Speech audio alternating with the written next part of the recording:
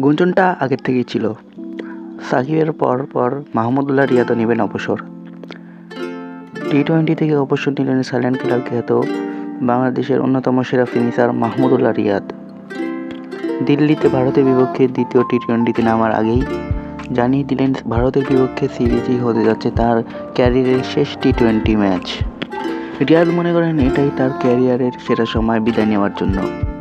ভারতীয় সাংবাদিকরা মজা করে বলছেন, যেখানে বাংলাদেশ সিরিজে নেই কোনো ক্রিকেটার ফর্মে, তবে একের পর এক ক্রিকেটার নিচ্ছেন অবসর।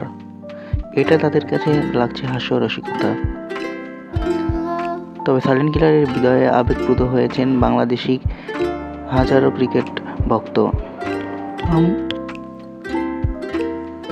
মাহমুদুল্লাহর অবসরের মধ্যে দিয়েই শেষ হয়ে গেল বাংলাদেশের পঞ্চপাণ্ডব যুগ। 2017 সালে অবসর নেন মাশরাফি বিন মুর্তজা।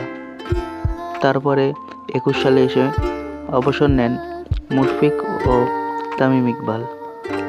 তার ধারাবাহিকতায় 24 সালে সাকিব ও মাহমুদুল্লাহর মধ্য দিয়েই শেষ হলো পঞ্চপাণ্ডব যুগ।